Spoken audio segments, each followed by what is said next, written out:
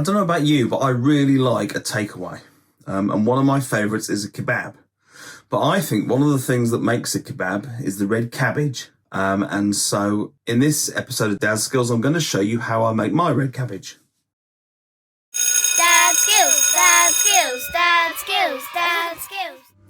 Okay, so for this we are going to need our bowl, knife, just to start.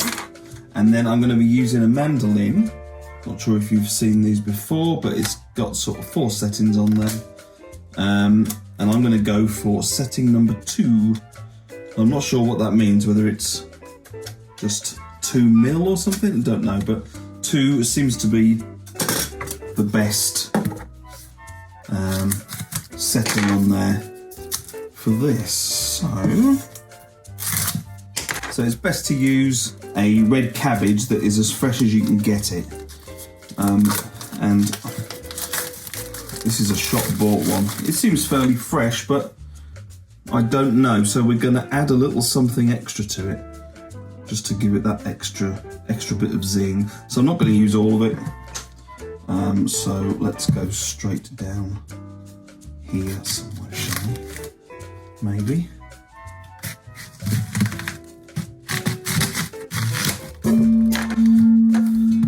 Cool. Right, I shall cling film that half up for later. Right, okay, this is our outer one, so we're just going to take off any outer bits that are a bit rubbish. Any marks on them, we'll get rid of them. Right, that's that. Put that over there. Right, we're going to start mandolining. So, setting number 2. And this actually, I think this is a fairly fresh one. You see those great big bits there? I'm not particularly keen on putting those in, so I'm going to go around those. So generally what you'd mix this with is salt and lemon juice. But because I'm not too sure how old this is, it's certainly going to be sat in the supermarket for, I don't know, 3 or 4 days before it gets to me, and I've had it a couple of days as well. So I'm going to put a bit extra in this time. We're going to put a tiny amount of sugar in, and that's just for texture, I suppose, more than anything, a bit of crunch. And then we're also going to put some balsamic vinegar in, which the last couple of times I've done it, I've added balsamic vinegar, and it's given us quite a nice consistent result.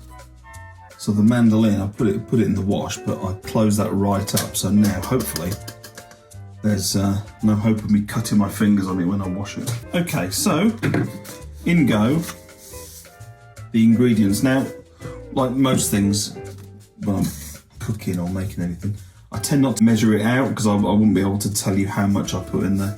So let's have a look how much we normally put in. That much?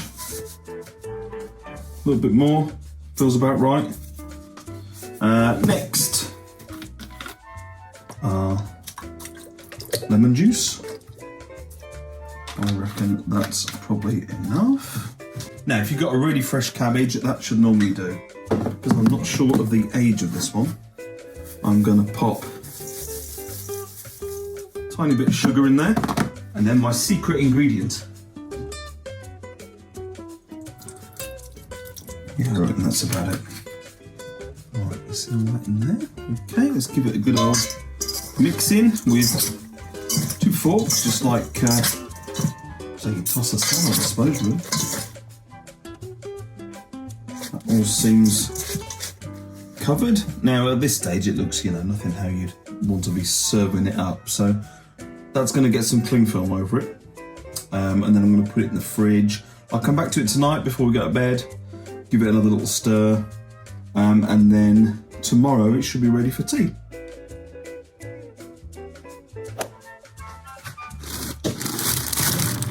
Don't judge me on the state of my fridge.